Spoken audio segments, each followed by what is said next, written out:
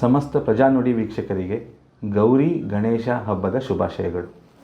ಇವತ್ತು ನಮ್ಮ ಜೊತೆ ಡಾಕ್ಟರ್ ಚಂದನ್ ಕುಮಾರ್, ಖ್ಯಾತ ಜ್ಯೋತಿಷ್ಯರು, ವಾಸ್ತುತಜ್ಞರು ಮತ್ತು ಆಧ್ಯಾತ್ಮಿಕ ಚಿಂತಕರು ನಮ್ಮ ಜೊತೆ ಇದ್ದಾರೆ. ಇವತ್ತು ಗಣೇಶನ ಬಗ್ಗೆ ರಹಸ್ಯ ವಿಷಯಗಳನ್ನು ತಿಳಿದುಕೊಳ್ಳೋಣ. ಗುರುಜಿ, ಕಾರ್ಯಕ್ರಮಕ್ಕೆ ಸ್ವಾಗತ. ಖಂಡಿತ. ಸಮಸ್ತ ವೀಕ್ಷಕರಿಗೂ ಕೂಡ ಗೌರಿ ಗಣೇಶದ ಹಬ್ಬದ ಶುಭಾಶಯಗಳು. ಎಲ್ಲರಿಗೂ ಗಣಪತಿ ಜ್ಞಾನ, ಐಶ್ವರ್ಯ, ಸುಖ, ಸಂತೋಷ ಎಲ್ಲ ಕೊಟ್ಟು ಕಾಪಾಡಲಿ. ನನಗೆ ಗೊತ್ತಿರೋಷ್ಟು ಕೆಲವು ಮಹತ್ತರವಾದ ವಿಷಯಗಳನ್ನು ಇವರ ಒಂದು ಪ್ರಜಾನುಡಿ ಮೂಲಕ ನಿಮ್ಮೊಂದಿಗೆ ಹಂಚ್ಕೊಳ್ಳೋಕ್ಕೆ ನಾನು ಇಷ್ಟಪಡ್ತಾ ಇದ್ದೀನಿ. ಗಣೇಶ ಅನುಗ್ರಹದಿಂದ. ಓಕೆ ಗುರೂಜಿ, ಮೊದಲಿಗೆ ಗಣೇಶನ ಪ್ರಾರ್ಥನೆಯಿಂದ ಶುರು ಮಾಡು. ಶುಕ್ಲಾಂ ವರದರಂ ವಿಷ್ಣುಂ ಶಶಿವರ್ಣಂ ಚತುರ್ಭುಜಂ ಪ್ರಸನ್ನವದನಂ ಧ್ಯಾಯೇತ್ ಸರ್ವವಿಘ್ನೋಪಶಾಂತಯೇ. ಓಂ ಗಂ ಗಣಪತೇ ನಮಃ. ಶ್ರೀಮಾತ್ರೇ ನಮಃ. ಶ್ರೀ ಗುರುಭ್ಯೋಂ ನಮಃ. ಗುರುಗಳೇ, ಗಣಪತಿಯ ಪೂಜಾ ವಿಧಾನಗಳ ಬಗ್ಗೆ ಎಲ್ಲರಿಗೂ ಗೊತ್ತಿರುತ್ತೆ. ಇವತ್ತು ಗಣೇಶನ ರಹಸ್ಯದ ಬಗ್ಗೆ ಸ್ವಲ್ಪ ತಿಳಿಸ್ಕೊಡೋಕ್ಕಾಗತ್ತಾ ನಮ್ಮ ವೀಕ್ಷಕರಿಗೆ? ಖಂಡಿತ. ನಂಗೆ ತಿಳಿದಿರೋಷ್ಟು ಈ ಪ್ರಜಾನುಡಿ ಸಮಸ್ತ ವೀಕ್ಷಕರಿಗೂ ಸ್ವಲ್ಪ ಹೇಳೋಕ್ಕೆ ನಾನು ಪ್ರಯತ್ನ ಪಡ್ತೀನಿ. ಇಲ್ಲಿ ಗಣೇಶ ಅಂತೀವಿ. ಗಣೇಶ ಅಂದ್ರೇ ಅದೊಂದು ಮಹಾಮಂತ್ರ. ಬರೀ ಗಣೇಶ, ಯಾವ ಬೀಜಾಕ್ಷರ ಕೂಡ ಏನು ಬೇಕಾಗಿಲ್ಲ. ನಮಃ ಕೂಡ ಬರೀ ಗಣೇಶ ಅಂದರೆ ಒಂದು ಮಂತ್ರ. ಅದು ಇನ್ನೊಂದು ಗಕಾರ ಅಂತ ತಗೋತೀವಿ. ಗಣೇಶ ಪ್ರಥಮ ಅಕ್ಷರ ಏನು? ಗಕಾರ. ಗಾ ಅಂತ ಜೋರಾಗಿ ಹೇಳಿದ್ರೇ ನಮ್ಮ ದೇಹದ ಒಂದು ಅಣುವು ಕೂಡ ವಿಕಸನಗೊಳ್ಳುತ್ತೆ, ಎನರ್ಜಿ ಬರುತ್ತೆ. ಗಾಗೆ ಬಹಳ ಶಕ್ತಿ ಇದೆ. ಗಾ ಅದೊಂದು ಸಾಕು ನಮಗೆ ಬ್ರಹ್ಮಜ್ಞಾನ ಪರಕ್ಕೆ. ಗಣಪತಿ ಸ್ಮರಣೆ ಮಾಡಿಕೊಂಡು ಗಾ ಅಂದ ತಕ್ಷಣ ಏನಾಗುತ್ತೆ ಅಂದರೆ ನಮ್ಮ ಮೈಯಲ್ಲಿ ಕಣಕಣವು ಚೇತನಗೊಳ್ಳುತ್ತೆ, ಶಕ್ತಿಯುತಗೊಳ್ಳುತ್ತೆ. ಅದರಿಂದ ಏನಾಗುತ್ತೆ, ಗಾದಲ್ಲಿ ಏನಿದೆ ಎಗ್ ಪ್ಲಸ್ ಆ ಗಾ ಆಗುತ್ತೆ. ಅಲ್ಲಿ ಆ ಅಂದ್ರೇನು? ಬ್ರಹ್ಮಜ್ಞಾನ. ಕಕಾರದ ಮೂಲಕ ಗಣಪತಿನ ಬ್ರಹ್ಮಜ್ಞಾನ ಕೊಡ್ತಾನೆ, ಕೇವಲ ಗಾ ಸ್ಮರಣೆ ಮೂಲಕ. ಅದು ಗಣಪತಿಯ ಒಂದು ಪ್ರಧಾನವಾದ ಒಂದು ವಿಷಯ. ಇನ್ನೊಂದು ಗಾಗೆ ಬಹಳ ಮಾತ್ರ ಇದೆ.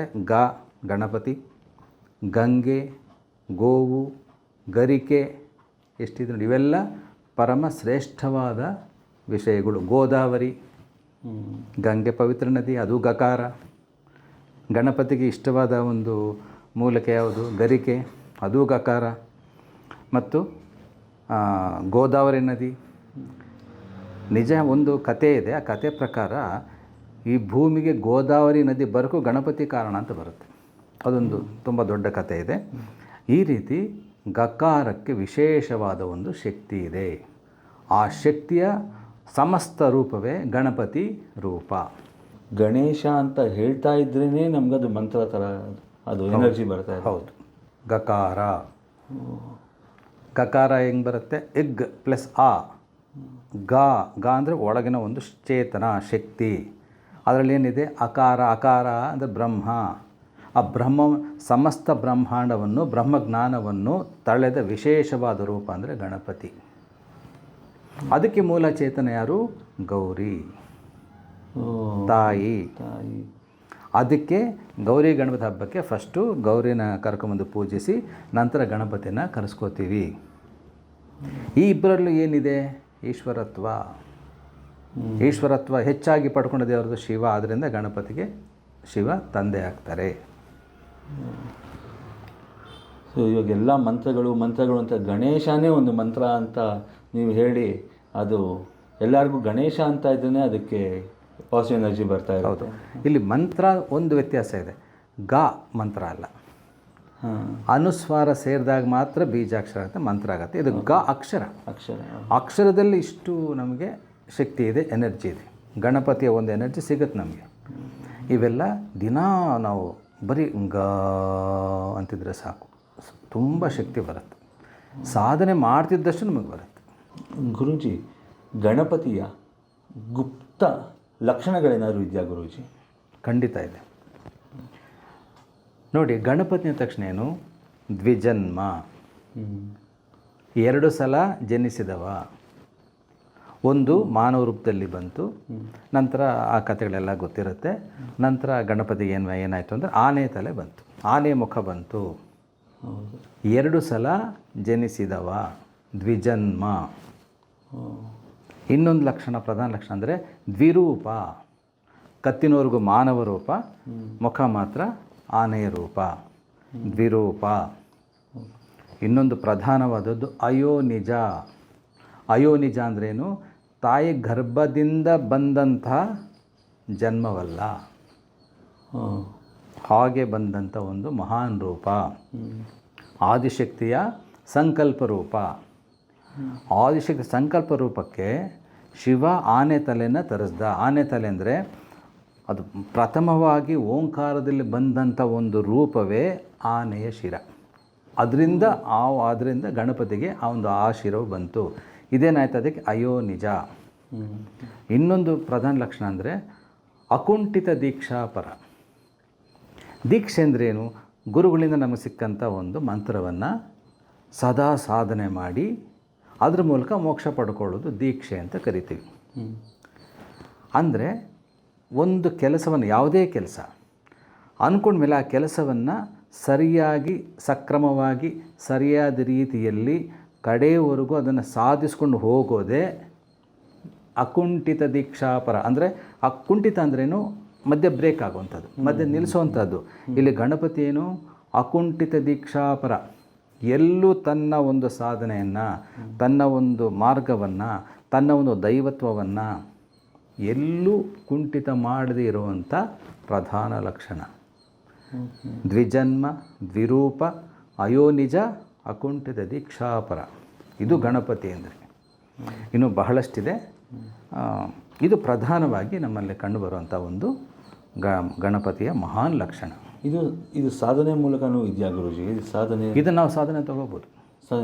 ಖಂಡಿತ. ಒಳ್ಳೆಯ ಪ್ರಶ್ನೆ. ಇದು ತುಂಬ ಒಳ್ಳೆಯ ಪ್ರಶ್ನೆ.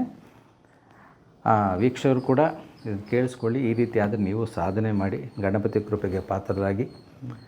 ನಮ್ಮ ಗುರೂಜಿಯಿಂದ ನನಗೊಂದಿಷ್ಟು ಸಿಕ್ಕಿದೆ, ನನ್ನ ಕೈಲಾದ ಸಾಧನೆ ನಾನು ಮಾಡ್ತಾಯಿದ್ದೀನಿ.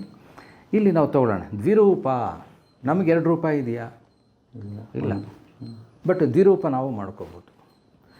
ಹೇಗೆ ಅಂದರೆ ಜನ್ಮವಾದಾಗ ನಮಗೊಂದು ರೂಪ, ಈಗಲೂ ಅದೇ ರೂಪವೇ. ಆದರೆ ಸಾಧನೆಯಿಂದ ಒಳಗಡೆ ಒಂದು ತೇಜಸ್ಸಿರುತ್ತೆ. ತೇಜಸ್ಸು ಅದು ಗೌಪ್ಯವಾದ ಶಕ್ತಿ ನಮ್ಮಲ್ಲಿರುತ್ತೆ. ನಮಗೆ ಅಂದರೆ ಎಲ್ಲರಿಗೂ ಇರುತ್ತಾ ಗುರುಗಳೇ? ಸಾಧನೆ ಮಾಡಿದವ್ರಿಗೆ ಮಾತ್ರ. ಸಾಧನೆ ಮಾಡಿದವ್ರಿಗೆ ಮಾತ್ರ ತೇಜಸ್ಸು.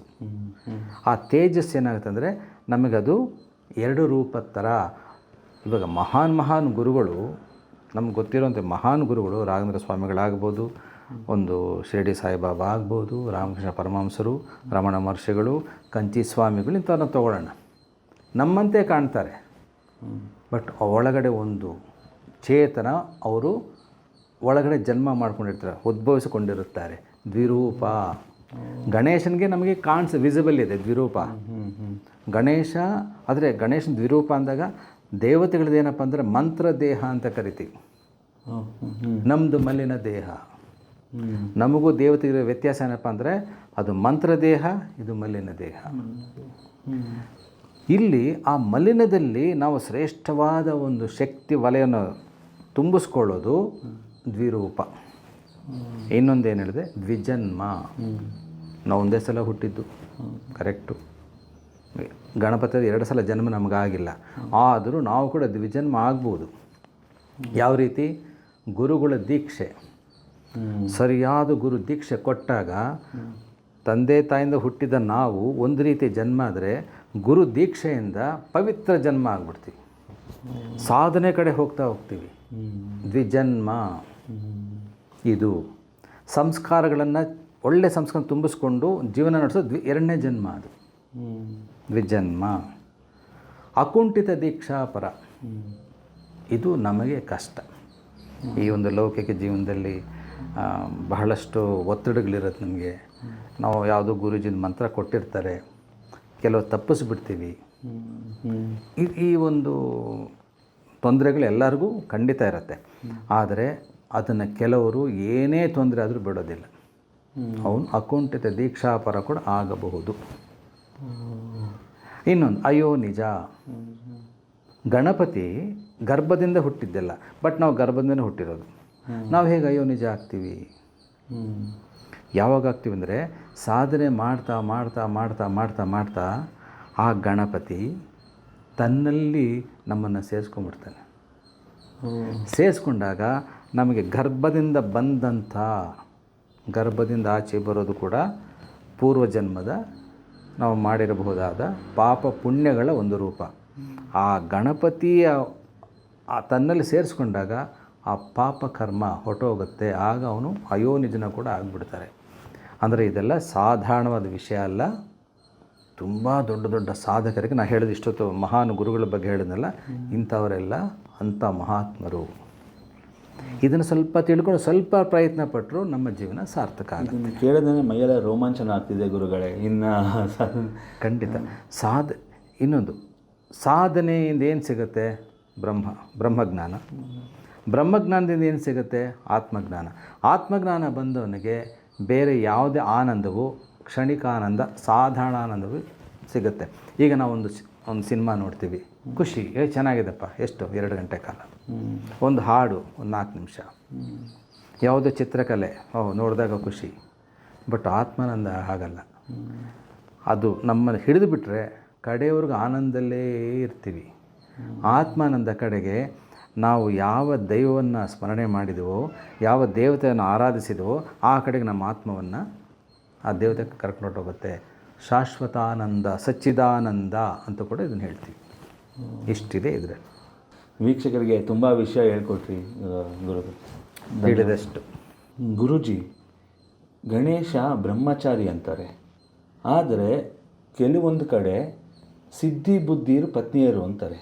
ಆಯಿತು, ಇದರ ಬಗ್ಗೆ ಸ್ವಲ್ಪ ವಿಷಯ ಹೇಳೋಕ್ಕಾಗತ್ತಾ ಗುರುಗಳೇ? ಖಂಡಿತ.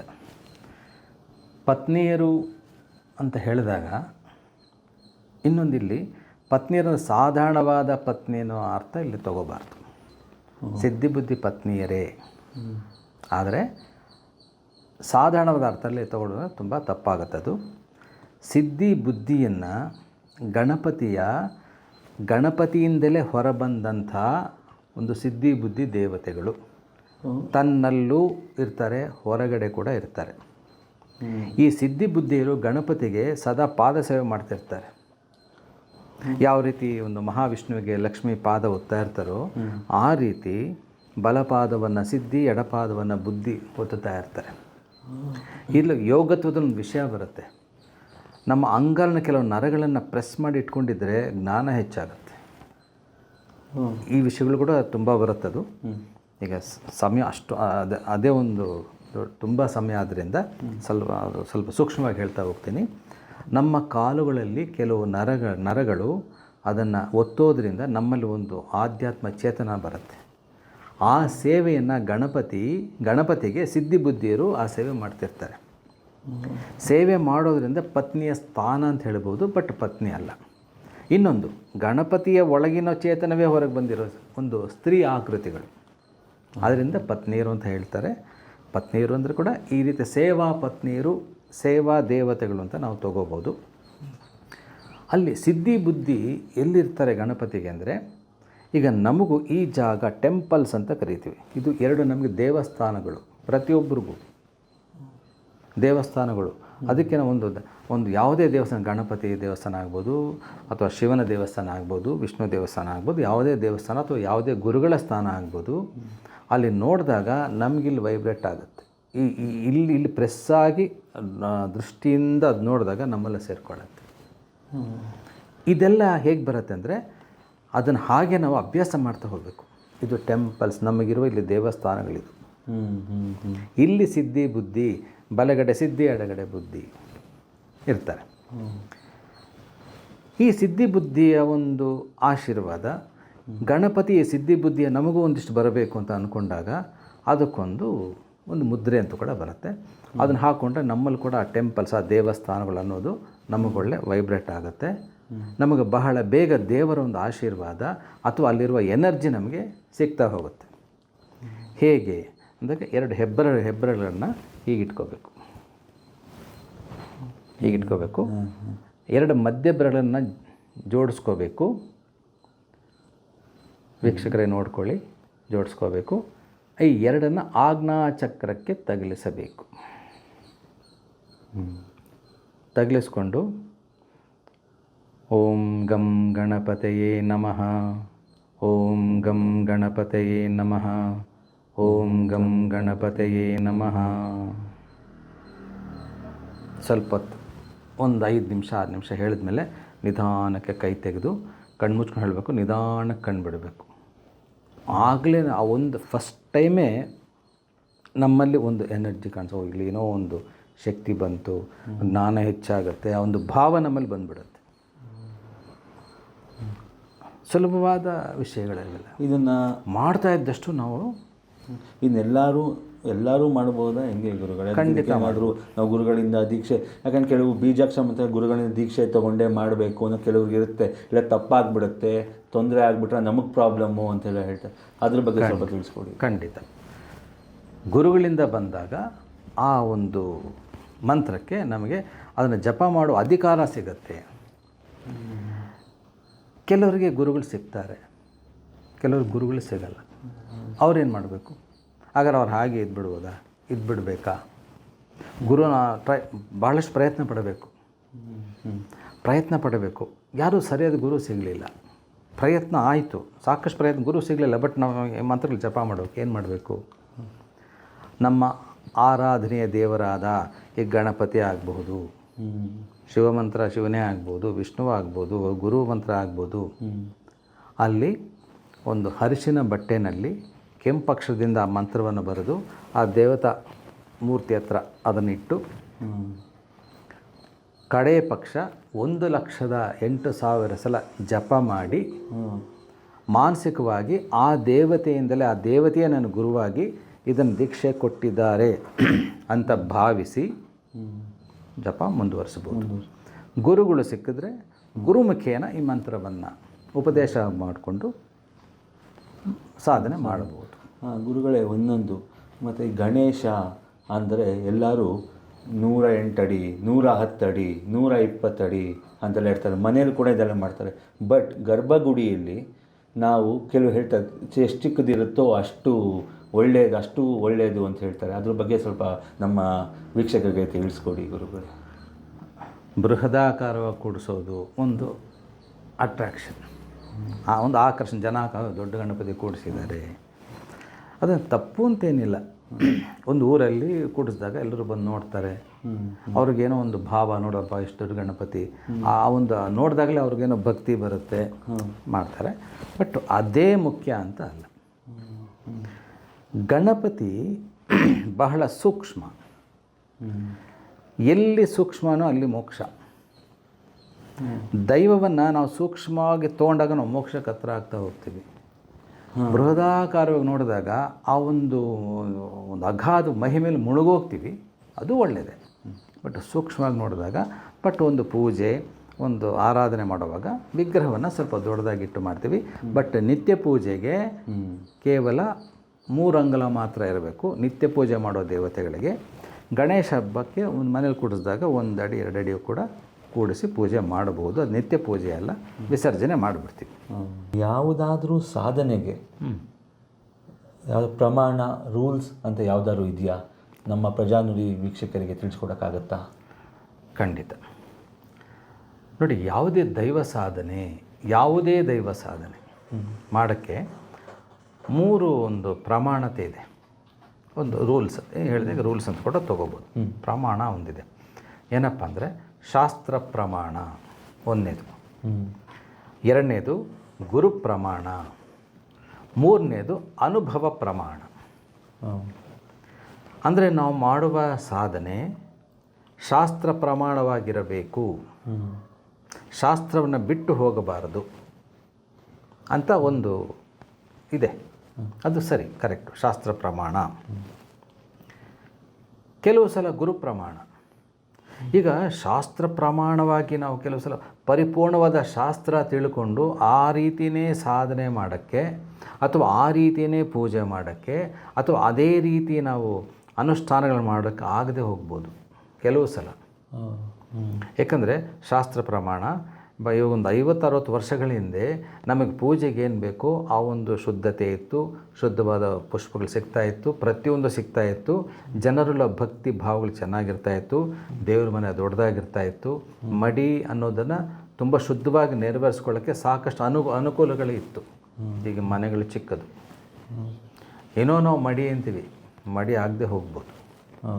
ಈ ಥರ ಕಾಲಾನುಕ್ರಮದಲ್ಲಿ ಏನಾಗುತ್ತೆ ಅಂದರೆ ಶಾಸ್ತ್ರ ಪ್ರಮಾಣವನ್ನು ಅಷ್ಟು ಶುದ್ಧವಾಗಿ ನಾವು ಮಾಡಲಿಕ್ಕಾಗಲ್ಲ. ಕೆಲವು ನಾವು ಬರಬೇಕಾಗತ್ತೆ. ನಾವು ಬಿಡ್ತಾ ಬರಬೇಕು ಅಂತಲ್ಲ, ಸಾಧ್ಯ ಆಗದೆ ಹೋಗುತ್ತೆ. ಆದರೆ ಶಾಸ್ತ್ರ ಪ್ರಮಾಣವನ್ನು ಸರಿಯಾಗಿ ಅದನ್ನು ಫಾಲೋ ಮಾಡಿದ್ರೆ ಖಂಡಿತ ಅದು ಒಳ್ಳೆಯದು. ಸರಿಯಾಗಿ ಆಗ್ತಿಲ್ಲ, ನಮಗೆ ಗೊತ್ತಾಗುತ್ತೆ, ನಾನು ಸರಿಯಾದ ರೀತಿಯಲ್ಲಿ ನಾನು ಶಾಸ್ತ್ರ ಪ್ರಮಾಣ ನಾನು ಮಾಡ್ತಿಲ್ಲ ಅಂತ ನಮ್ಗೆ ಗೊತ್ತಾಗುತ್ತೆ. ಆವಾಗ ಏನು ಮಾಡಬೇಕು? ಗುರು ಪ್ರಮಾಣ.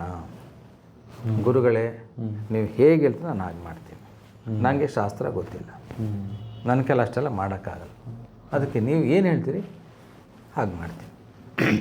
ಗುರು ಆಯಿತು, ಹೇಗೆ ಮಾಡು ಸಾಕು ಅಂತ ಗುರು ಹೇಳಿಬಿಟ್ರೆ ಶಾಸ್ತ್ರ ಪ್ರಮಾಣ ಬೇಕಾಗಿಲ್ಲ. ಶಾಸ್ತ್ರ ಪ್ರಮಾಣ ಬಿಡಬೇಕು ಅಂತ ಹೇಳ್ತಿಲ್ಲ ನಾನು.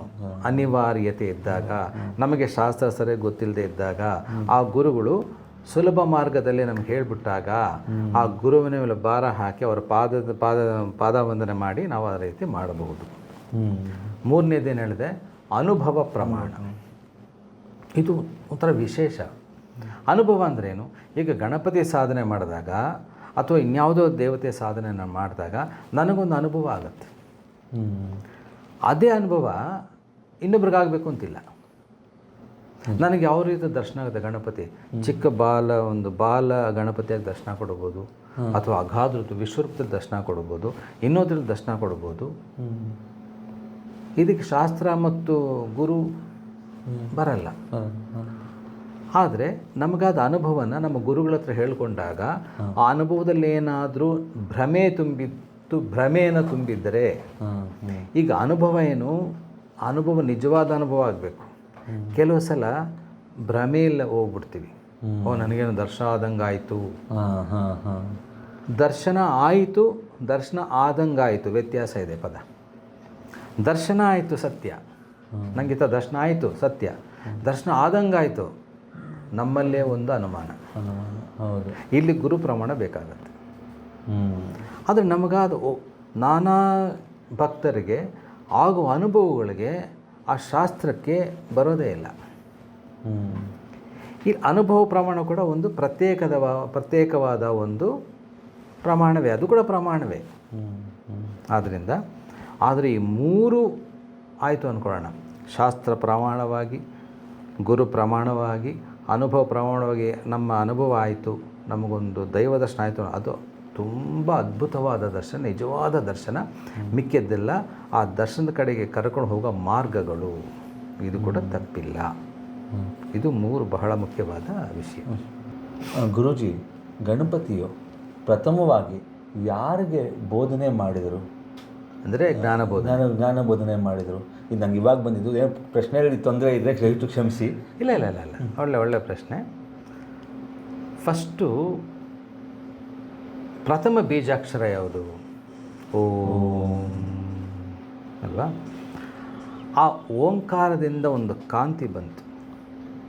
ಇನ್ನೊಂದು ಕೂಡ ಯೋಚನೆ ಮಾಡಬಹುದು. ಈಗ ಓಂಕಾರ, ಸಂಸ್ಕೃತ ಓಂಕಾರ ಹೇಗಿರುತ್ತೆ?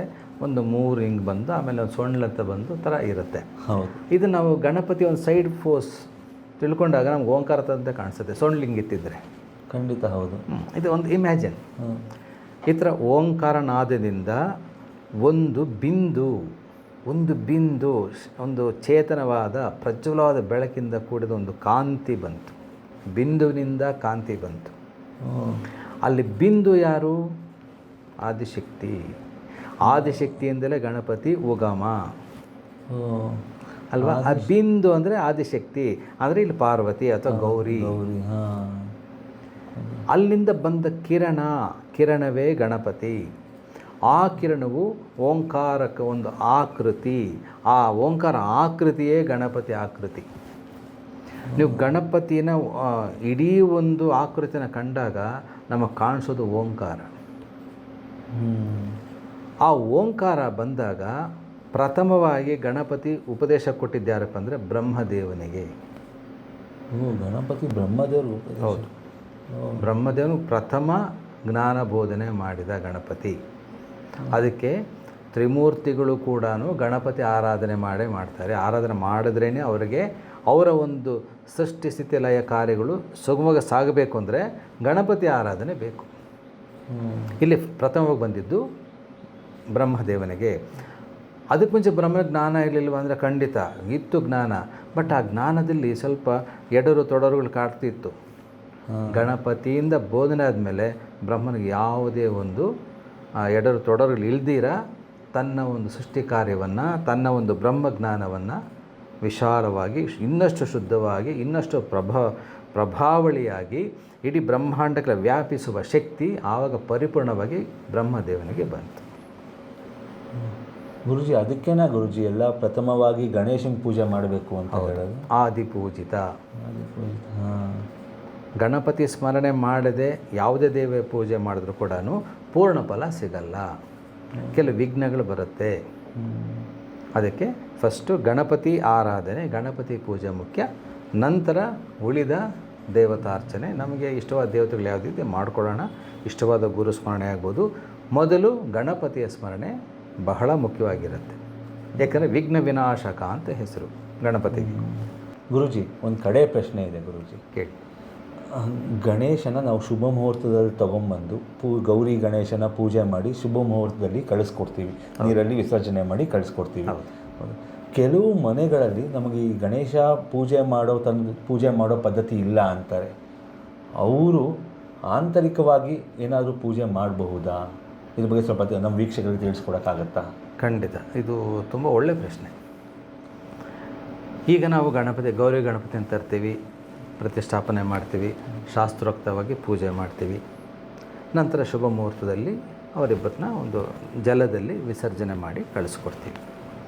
ಇದು ಬಾಹ್ಯ ಪೂಜೆ, ಭಕ್ತಿ. ಅದರಲ್ಲೂ ಭಕ್ತಿ ಶಕ್ತಿ ಸೇರಿಸಿ ಎಲ್ಲ ಸಮ್ಮಿಳಿತವಾಗಿ ಅದನ್ನು ಮಾಡ್ತೀವಿ. ಆಂತರಿಕವಾಗಿ ಪೂಜೆ ಮಾಡೋದು ಇನ್ನೂ ಸರ್ವಶ್ರೇಷ್ಠ. ಯಾವುದನ್ನೇ ಆಗಲಿ ಆಂತರಿಕವಾಗಿ ಮಾಡುವುದೇ ಸರ್ವಶ್ರೇಷ್ಠ. ಇದು ಶ್ರೇಷ್ಠವೇ, ಇದು ಸರ್ವಶ್ರೇಷ್ಠ, ಸದಾ ಶ್ರೇಷ್ಠ, ಉತ್ತಮವಾದ ಒಂದು ವಿಧಾನ, ಸಾಧನಾ ವಿಧಾನ. ಹೇಗೆ? ಈಗ ನಮ್ಮಲ್ಲಿ ಸಪ್ತ ಚಕ್ರಗಳಿರುತ್ತೆ. ಮೂಲಾಧಾರ ಚಕ್ರ ಎಲ್ಲಿರುತ್ತೆ? ನಮ್ಮ ಬೆನ್ನು ಮೂಳೆಯ ಕೆಳಭಾಗದಲ್ಲಿ ಮೂಲಾಧಾರ ಚಕ್ರ. ಆ ಮೂಲಾಧಾರ ಚಕ್ರಕ್ಕೆ ಅಧಿಪತಿ ಯಾರು? ಗಣಪತಿ. ಅದು 4 ದಳಗಳ ಚಕ್ರ. ಚಕ್ರಗಳ ವಿವರಣೆ ಕೊಡ್ತಾ ಹೋದರೆ ಬಹಳ ದೊಡ್ಡದಾಗಿ ಹೋಗುತ್ತೆ. ಇದು ಗಣಪತಿ ಸಂಬಂಧಪಟ್ಟಾಗ ನಾನು ಚಿಕ್ಕದಾಗಿ ಹೇಳ್ತೀನಿ. 4 ಪೆಟಲ್ಸ್ ಅಂತ ಕರಿತೀವಿ. ಆ 4 ದಳಗಳಿಗೂ 4 ಬೀಜಾಕ್ಷರ ಇದೆ. ಪ್ರಧಾನ ಬೀಜಾಕ್ಷರ ಲಂ. ಅಲ್ಲಿ ನಾವು ಕಣ್ಮುಚ್ಚಿನ ಕೂತ್ಕೊಂಡು ನಮ್ಮ ಮನಸ್ಸನ್ನು ಮೂಲಾಧಾರಕ್ಕೆ ಕಳಿಸಬೇಕು. ಬೆನ್ನುಮೂಳೆ ಅಂತ ಅದು ಸಾಮಾನ್ಯ ಪದ. ಅದಕ್ಕೆ ಸರಿಯಾದ ಪದ ಅಂದರೆ ಬ್ರಹ್ಮದಂಡ. ನಮಗೆ ಇಲ್ಲಿಂದ ಸ್ಟಾರ್ಟ್ ಆಗಿ ಹಾಗೆ ನಮ್ಮ ಬೆನ್ನುಮೂಳೆ ತುದಿ ಭಾಗದವರೆಗೂ ಅದು ನಮ್ಮ ಬ್ರಹ್ಮದಂಡ. ಬೆನ್ನುಮೂಳೆ ಅನ್ನೋದು ಸಾಧಾರಣ ಪದ. ಇಲ್ಲಿ ನಾವು ಬ್ರಹ್ಮದಂಡ ಅಂತ ನಾವು ತಗೋಬೇಕಾಗುತ್ತೆ. ಆ ಬ್ರಹ್ಮದಂಡದಲ್ಲೇ ತುದಿಯಲ್ಲಿ ಪ್ರಥಮ ಚಕ್ರ ಮೂಲಾಧಾರ. ಮೂಲಾಧಾರ ಅಂದರೆ ಏನು? ಸರ್ವಕ್ಕೂ ಆಧಾರ ಮೂಲ. ಅದೇ ಫಸ್ಟು ಮೂಲಾಧಾರ, ಎಲ್ಲದಕ್ಕೂ ಮೂಲ. ಈಗ ನಾವು ಕೂತ್ಕೊಂಡಿದ್ದೀವಿ, ನಮಗೆ ಈ ಚೇರ್ ಆಧಾರ. ಈ ಚೇರು ಭೂಮಿಗೆ, ಭೂಮಿಯಿಂದ ಇದಕ್ಕೆ ಆಧಾರ. ಅಂದರೆ ಏನು? ಇದು ಪ್ರಥಮ ಆಧಾರ, ಆದಮೇಲೆ ಆದಮೇಲೆ ನಾವು ಕೂತಿದ್ದೀವಿ. ಆ ಥರ ಮೂಲಾಧಾರದಲ್ಲಿ 4 ಬೀಜಾಕ್ಷರ. ಪ್ರಧಾನವಾದ ಮುಖ್ಯವಾದ ಬೀಜಾಕ್ಷರ ಲಂ. ಒಂದೊಂದು ಬೀಜಾಕ್ಷರ ಬಗ್ಗೆ ಹೇಳಿ ಅದನ್ನು ನಾನು ಹೇಳ್ತಾ ಹೋದರೆ ಬಹಳ ಸಮಯ ಆಗುತ್ತೆ. ಲಂ. ಅದಕ್ಕೆ ಲಂ ನಮಸ್ತೆ ಗಣಪತಯೇ. ಇದು ಮಹಾನ್ ಗಣಪತಿ ಮಂತ್ರ, ರಹಸ್ಯ ಮಂತ್ರ. ಲಂ ನಮಸ್ತೆ ಗಣಪತಯೇ. ಓಂ ಕೂಡ ಸೇರಿಸ್ಕೋಬೋದು. ಇದು ಅಥವಾ ಸಾಧಾರಣ ಜನ ಎಲ್ಲರೂ ಮಾಡ್ಬೋದಾ ಈ ಮಂತ್ರನ, ಅಥವಾ ದೀಕ್ಷೆ ತಗೋಬೇಕಾ? ಹೆಂಗೆ? ಗುರು ದೀಕ್ಷೆ ಬಹಳ ಮುಖ್ಯ. ಓಕೆ. ಇಲ್ಲ ಅಂದಾಗ ನಾನು ಆಗಲೇ ಹೇಳಿದ ಆ ರೀತಿಯಲ್ಲಿ ನಾವು ದೇವರಿಂದಲೇ ದೇವವನ್ನೇ ಗುರು ಅಂತ ತಗೋಬೋದು. ಅಥವಾ ಒಬ್ಬ ಶಂಕರಾಚಾರ್ಯರು ಆ ಒಂದು ಫೋಟೋ, ಅಥವಾ ಮಧ್ವಾಚಾರ್ಯರು, ರಾಮಾನುಜಾಚಾರ್ಯರು, ಏನು ಮಹಾನ್ ಗುರುಗಳಿದ್ದಾರೆ, ಅವ್ರ ಮುಖಾಂತರ ಕೂಡ ಅಲ್ಲೇ ಇಟ್ಟು ಅಷ್ಟು ಜಪ ಮಾಡಿ ಅವರೇನು ದೀಕ್ಷೆ ಕೂಡ ಭಾವಿಸಿ ಮಾಡ್ಬೋದು. ಇಲ್ಲಿ ಓಂ ಲಂ ನಮಸ್ತೆ ಗಣಪತಯೇ ಇದನ್ನು ಹೇಳೋದು ಕೂಡ ಒಂದು ರೀತಿ ಇದೆ. ಲಂ ಲಂ ಅಂದರೆ ಆ ಒಂದು ಶಬ್ದ ಮೂಲಾಧಾರ ಚಕ್ರಕ್ಕೆ ಹೋಗಬೇಕು. ಲಂ ನಮಸ್ತೆ ಗಣಪತಯೇ ಅನ್ನೋಷ್ಟರಲ್ಲಿ ಇಲ್ಲಿಗೆ ಬರಬೇಕು ಮನಸ್ಸು. ಅಂದರೆ ಅಲ್ಲಿ 3 ತ್ರಿನಾಡಿಗಳಿರುತ್ತೆ. ತ್ರಿನಾಡಿಗಳು ಯಾವುದು? ಸುಷುಮ್ನ ನಾಡಿ, ಇಡಾ ನಾಡಿ, ಪಿಂಗಳ ನಾಡಿ, 3 ನಾಡಿಗಳಿರುತ್ತೆ. ಆ ವಿಷಯಗಳು ಬಹಳ ದೊಡ್ಡದಾಗಿರುತ್ತೆ. ಇರಲಿ, ಅಲ್ಲಿ ಮೂಲಾಧಾರದಿಂದ ಲಂ ನಮಸ್ತೆ ಗಣಪತಯೇ ಹಂಗೆ ಜಪ ಮಾಡಬೇಕು. ಎಲ್ಲನೂ ಫ್ಲಾಟಾಗಿ ತೊಗೋಬಾರ್ದು. ಓಂ ಲಂ ನಮಸ್ತೆ ಗಣಪತಿಯೇ, ಓಂ ಲಂ ನಮಸ್ತೆ, ಅದು ಒಳ್ಳೆಯದೇ, ಯಾಕಂದ್ರೆ ದೈವ ಸ್ಮರಣೆ ಒಳ್ಳೆಯದೇ. ಬಟ್ ಶಾಸ್ತ್ರೋಕ್ತ ಅಂದಾಗ ಒಳಗಡೆಯಿಂದ ಹೀಗೆ ಬರಬೇಕು. ಓಂ ಲಂ ನಮಸ್ತೆ ಗಣಪತಯೇ. ಮೂಲಾಧಾರ ಚಕ್ರ ಗಣಪತಿಗೆ ಪೀಠಸ್ಥಾನ, ಅಲ್ಲಿ ಗಣಪತಿ ಕೂತ್ಕೊಳ್ಳೋದು. ಅಲ್ಲಿಗೆ ಲಂ ಅಂದರೆ ಗಣಪತಿಯ ಒಂದು ಎನರ್ಜಿ, ಗಣಪತಿಯ ಶಕ್ತಿ ಲಂ ಅನ್ನೋ ಅಕ್ಷರದಲ್ಲಿ ಅಡಗಿದೆ. ಲಂ ಅಂತ ಹೇಳಿದ ತಕ್ಷಣ ಗಣಪತಿಯ ಸ್ಮರಣೆ ಆಗುತ್ತೆ. ಸ್ಮರಣೆ ಆಗಿದ ತಕ್ಷಣ ದರ್ಶನ ಆಗುತ್ತೆ, ಮೂಲಾಧಾರದಲ್ಲಿ ದರ್ಶನ ಆಗುತ್ತೆ. ಅಂದರೆ ಇದೆಲ್ಲ ಹೇಳಿದಾಗೆ ಇವತ್ತು ಒಂದು ಸಲ ಕೇಳಿಸ್ಕೊಂಡ್ರೆ ಎಲ್ಲ ದರ್ಶನ ಆಗೋದೆಲ್ಲ ಸುಳ್ಳು. ಸಾಧನೆ ನಿರಂತರ ಸಾಧನೆ ಬೇಕು. ದರ್ಶನ ಆದಾಗ ಆಮೇಲೆ ನಮಸ್ತೆ, ನಮಸ್ಕಾರ ಅರ್ಪಿಸಬೇಕು. ನಮಸ್ತೆ ಸ್ವಲ್ಪ ಮೇಲೆ ಹಾಗೆ ಇಲ್ಲಿವರೆಗೂ. ಮೂಲಾಧಾರ ಆದಮೇಲೆ ಏನು ಚಕ್ರ ಇರುತ್ತೆ? ಸ್ವಾದಿಷ್ಠಾನ ಆದಮೇಲೆ ಏನಿರುತ್ತೆ? ಮಣಿಪೂರಕ ಚಕ್ರ ಆದಮೇಲೆ ಏನಿರುತ್ತೆ? ಅನಾಹತ ಚಕ್ರ ಆದಮೇಲೆ ವಿಶುದ್ಧ ಆದಮೇಲೆ ಆಜ್ಞಾ ಚಕ್ರ, ಸಹಸ್ರಾರ. ಆ ಥರ ಓಂ ಕೂಡ ಹೇಳ್ಕೊಬೋದು. ಅಥವಾ ಲಂ ನಮಸ್ತೆ ಗಣಪತಯೇ ಅನ್ನೋಷ್ಟು ಇಲ್ಲಿ ಬರಬೇಕು ಎನರ್ಜಿ. ಗಣಪತಿ ಅಲ್ಲಿಂದ ಒಳಗಡೆ ನಮಗೆ ವಿಶ್ವರೂಪ ತಾಳ್ತಾರೆ. ಕರೆಕ್ಟಾಗಿ ಹೇಳಿದ್ರೆ ನಮ್ಮಲ್ಲಿ ಗಣಪತಿ ಮೂರ್ತಿ ಉದ್ಭವ ಆಗಿಬಿಡುತ್ತೆ. ಆ ಅನುಭವ ಬಂದಾಗ ನಮ್ಮ ದೇಹವು ಆ ತಾತ್ಕಾಲಿಕ ಆ ಕ್ಷಣಗಳು ಮಂತ್ರದೇಹ ಆಗಿಬಿಡುತ್ತೆ. ಆ ಮಂತ್ರ ಒಳಗೆ ಒಂದೊಂದು ಕಣನೂ ಮಿಂಚುತ್ತಾ ಹೋಗುತ್ತೆ, ಜ್ಯೋತಿಗಳಾಗಿ ಇದಾಗ್ತಾ ಹೋಗುತ್ತೆ. ಆ ಜ್ಯೋತಿಗಳ ಬೆಳಕಲ್ಲಿ ಒಳಗಡೆ ಗಣಪತಿ ನಮ್ಮ ಕಾಣ್ತಾ ಹೋಗ್ತಾರೆ. ಇದು ಆಮೇಲೆ ಗಣಪತಿನ ಮೂಲಾಧಾರ ಪೀಠದಲ್ಲಿ ಕೂಡಿಸಿ ಇಲ್ಲಿ ಮನೆಗೆ ಬಂದಾಗ ಪೀಠದಲ್ಲಿ ಕೂಡಿಸಿ ಪೂಜೆ ಮಾಡ್ತೀವಿ. ಅಲ್ಲಿ ಮೂಲಾಧಾರದಲ್ಲಿ ಗಣಪತಿ ನಾವು ಪೂಜೆ ಮಾಡೋದು. ಪೂಜೆ ಅಲ್ಲಿ 4 ದಳ ಚತುರ್ವಿಧ ಪುಷ್ಪಗಳು, ಅದು ಇದೆಲ್ಲ ಸೇರಿ ಗರಿಕೆಗಳು, ಮಿಕ್ಕಿದೆಲ್ಲ ಸೇರಿ ಮಾಡ್ತೀವಿ. ನೆಕ್ಸ್ಟ್ ಚಕ್ರ ಏನಿದೆ? ಸ್ವಾದಿಷ್ಠಾನ ಚಕ್ರ ಏನು? ಜಲಚಕ್ರ. ಅದು ಆವಾಗ ಆ ನಮ್ಮಲ್ಲಿ ಇರುತ್ತೆ ಜಲಚಕ್ರ. ಆ ಜಲದಿಂದ ಗಣಪತಿಗೆ ಅಭಿಷೇಕ ನಿಮ್ಗೆ ಆಂತರಿಕವಾಗಿ ನಡೀತಾ ಇದೆ. ಪೂಜೆ ಆಯಿತು, ಜಲದಿಂದ ಅಭಿಷೇಕ ಆಯಿತು. ಅದರ ಮೇಲೆಗಡೆ ಮಣಿಪೂರಕ ಚಕ್ರ ಎಲ್ಲಿರುತ್ತೆ? ನಮ್ಮ ಹೊಕ್ಕಳಿನ ಹಿಂಭಾಗ, ನಾಭಿಯ ಹಿಂಭಾಗ ಮಣಿಪೂರಕ ಚಕ್ರ. ಅದು ಅಗ್ನಿತತ್ವ, ಅಗ್ನಿಚಕ್ರ. ಗಣಪತಿಗೆ ಮಾಡೋ ಹೋಮಗಳೆಲ್ಲ ಅಲ್ಲಿ ಮಾಡ್ಕೊಂಡ್ಬಿಡ್ಬೋದು. ಒಳಗಡೆ ಎಲ್ಲ ಕಣ್ಮುಚ್ಕೊಂಡು ಅಲ್ಲೇ ಹೋಮ. ಯಾಕೆ? ಅಗ್ನಿಚಕ್ರ ಹೋಮ ಆಯಿತು, ಪೂಜೆ ಆಯಿತು, ಅಭಿಷೇಕ ಆಯಿತು, ಹೋಮ ಆಯಿತು. ಆಮೇಲೆ ನೆಕ್ಸ್ಟ್ ಚಕ್ರ ಏನು? ಅನಾಹತ ಅಂದರೆ ಹೃದಯ ಭಾಗ. ಅಲ್ಲಿ ಅನಾಹತ ಅಂದರೆ ಅಲ್ಲಿ ಸ್ತೋತ್ರ ಪಠನೆ, ಮಂತ್ರ ಒಂದು ಸ್ತೋತ್ರ ಪಠನೆ ಅಲ್ಲ, ಸ್ತೋತ್ರದ ಗಾಯನ. ಒಳಗಡೆ ನಾವು ಸಮರ್ಪಣೆ ಮಾಡುವ ಒಂದು ಸ್ತೋತ್ರ ಆಗ್ಬೋದು, ಗಾಯನ ಆಗ್ಬೋದು, ಇದೆಲ್ಲ. ನೆಕ್ಸ್ಟ್ ಏನು? ವಿಶುದ್ಧ ಚಕ್ರ. ಇದು ಇಲ್ಲಿರುತ್ತೆ. ಇದು ಇರೋದಕ್ಕೆ ನಾವು ಮಾತಾಡ್ತಾ ಇದ್ದೀವಿ. ವಿಶುದ್ಧ ಚಕ್ರ, ಒಂದೊಂದು ಚಕ್ರ ಇಷ್ಟು ದಳಗಳಂತ ಬರುತ್ತೆ. 16 ದಳ, 10 ದಳ, 6 ದಳ, ಸಹಸ್ರ ದಳ, ದ್ವಿದಳ. ಆ ಒಂದೊಂದು ದಳಕ್ಕೊಂದು ಬೀಜಾಕ್ಷರಗಳು ಬರುತ್ತೆ. ಅದರ ತುಂಬ ಟೈಮ್ ತೊಗೊಳುತ್ತೆ. ಅಲ್ಲೇ ಏನಾಗುತ್ತೆ? ವಿಶುದ್ಧ ಚಕ್ರಕ್ಕೆ ಬಂದಾಗ ಅದು ಧ್ವನಿ. ಆಗ ಭಾವದಿಂದ ಬರುವ ಶಬ್ದಗಳು, ಮಂತ್ರಗಳು, ಏನೇ ತಗೊಂಡು ಸ್ತೋತ್ರಗಳು, ಸಹಸ್ರನಾಮಗಳು, ಆವಾಗ ಈ ಒಂದು ಸ್ಥಿತಿಯಲ್ಲಿ ನಾವು ಹೇಳಿದಾಗ ಆ ಸಹಸ್ರನಾಮ ಅಥವಾ ಅಷ್ಟೋತ್ತರ ಅಥವಾ ಯಾವುದೇ ಒಂದು ಮಂತ್ರ ಗಣಪತಿಗೆ ಸೇರುತ್ತೆ.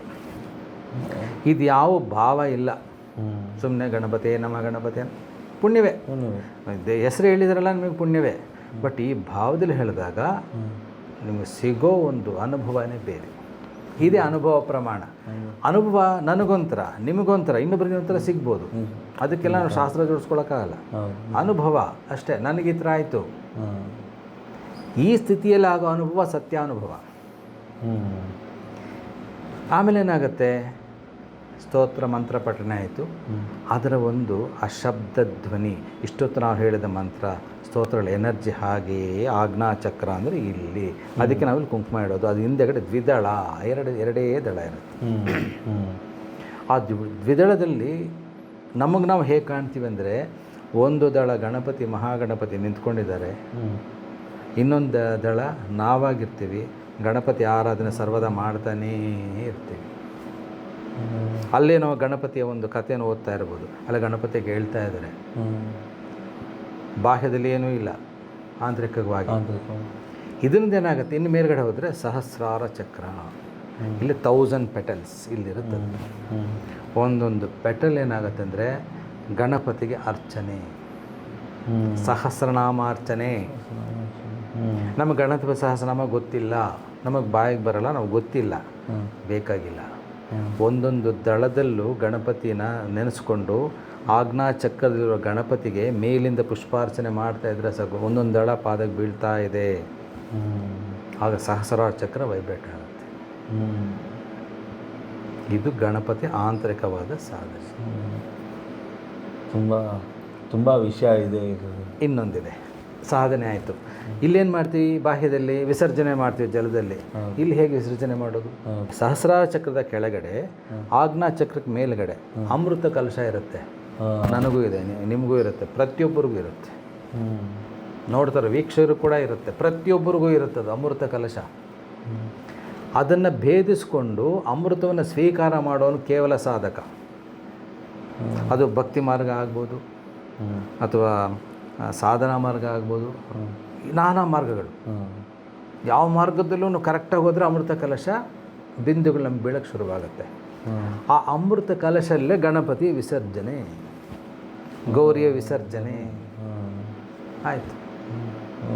ನಮ್ಮ ಅಮೃತ ಕಲಶದಲ್ಲಿ ಗಣಪತಿ ಮತ್ತು ಗೌರಿಯ ಆ ಎನರ್ಜಿ, ಆ ರೂಪ, ಆ ಶಕ್ತಿ ಸಮ್ಮಿಳಿತವಾಗಿ ಅಮೃತ ಕಲಶ ಇನ್ನಷ್ಟು ಶುದ್ಧವಾಗಿ ಅದು ನಮ್ಮ ದೇಹದಲ್ಲಿ ಯಾವ ರೀತಿ ರುದ್ರಾಭಿಷೇಕ ಮಾಡುವಾಗ ಶಿವಲಿಂಗದ ಮೇಲೆ ಒಂದು ತೊಟ್ಟೆ ನೀರು ಬೀಳಂಗೆ ಮಾಡಿದ್ರು ಕಲಶ ಇಟ್ಟಿರ್ತಾರಲ್ಲ, ಆ ರೀತಿ ನಮ್ಮಲ್ಲಿ ಅಭಿಷೇಕ ಶುರುವಾಗುತ್ತೆ. ಆಗ ನಮ್ಮ ಒಳಗಡೆ ಹೊರಗಡೆ ಅಕ್ಕಪಕ್ಕ ಎಲ್ಲ ಗಣಪತಿನೇ ಇರ್ತಾರೆ, ಗೌರಿ ಕೂಡ ಇರ್ತಾರೆ. ಇಲ್ಲಿ ಗೌರಿ ವಿಷಯ ಹೆಚ್ಚಾಗಿ ಹೇಳಿಲ್ಲ. ಲಂ, ಇನ್ನೊಂದು ಯಾವುದೇ ಬೀಜಾಕ್ಷರ ಹೊಡೆ, ಓಂ, ಲಂ, ಹ್ರೀಂ, ಕ್ಲೀಂ. ಕಡೆಯನಾದ ಶಬ್ದ ಇದು ಅಂದರೆ ಮಾ. ಗೆ ಮೊದಲು ಮಾ ಅಂದರೆ ಮಾತೆ. ಇಲ್ಲಿ ಗಣಪತಿ ಮಾತೆ ಯಾರು? ಗೌರಿ.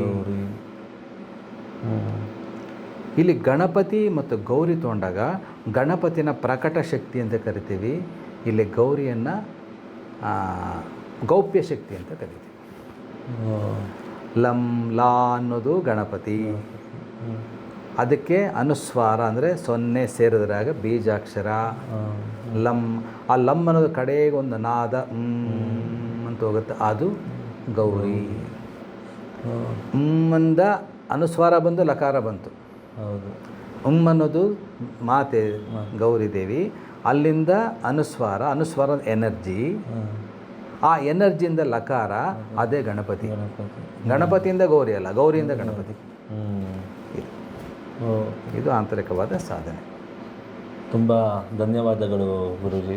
ನಮ್ಮ ಪ್ರಜಾನುಡಿ ವೀಕ್ಷಕರು ಇವತ್ತು ನಿಮ್ಮ ಈ ಗಣೇಶ ಹಬ್ಬದ ಪ್ರಯುಕ್ತ ಇಂಥ ಯಾರಿಗೂ ಗೊತ್ತಿಲ್ಲದ ವಿಷಯಗಳನ್ನು ತಿಳಿಸ್ಕೊಟ್ಟಿದ್ದೀರಾ. ನಿಮಗೆ ಹೃತ್ಪೂರ್ವಕವಾದ ಧನ್ಯವಾದಗಳು. ತುಂಬ ಸಂತೋಷ. ನನಗೆ ಈ ಪ್ರಜಾನುಡಿ ಇಷ್ಟು ಅವಕಾಶ ಕೊಟ್ಟು ನನಗೆ ಗೊತ್ತಿರೋ ಒಂದಿಷ್ಟು ಜ್ಞಾನ, ನಾನು ಪರಿಪೂರ್ಣ ಜ್ಞಾನವಂತನಲ್ಲ, ಒಂದಿಷ್ಟು ತಿಳ್ಕೊಂಡಿದ್ದೀನಿ, ಅದನ್ನು ನಿಮ್ಮನ್ನು ಹಂಚಿಕೊಳ್ಳುವಂಥ ಒಂದು ಅವಕಾಶ ಪ್ರಜಾನುಡಿಯವರಿಗೆ ನನಗೆ ಕಲ್ಪಿಸಿಕೊಟ್ರು. ಅವ್ರಿಗೂ ಧನ್ಯವಾದಗಳು. ಇಷ್ಟೊತ್ತು ವೀಕ್ಷಿಸಿದ ಪ್ರೇಕ್ಷರ ಬಾಂಧವರು ಕೂಡ ಮನಸ್ಫೂರ್ತಿಯಾಗಿ ನಮಸ್ಕಾರಗಳು. ಒಳ್ಳೊಳ್ಳೆ ಪ್ರಶ್ನೆ ಕೇಳಿ ನನ್ನಿಂದ ಕೆಲವು ವಿಷಯಗಳನ್ನ ಆಚೆ ಬರೆಸಿದ ಸ್ವರೂಪ್ ಆ್ಯಂಕರ್ ಅವರು ಕೂಡ ಧನ್ಯವಾದಗಳು. ಧನ್ಯವಾದಗಳು ಗುರುಜಿ. ಇದು ಇವತ್ತಿನ ವಿಶೇಷ ಕಾರ್ಯಕ್ರಮ. ನಮಸ್ಕಾರ.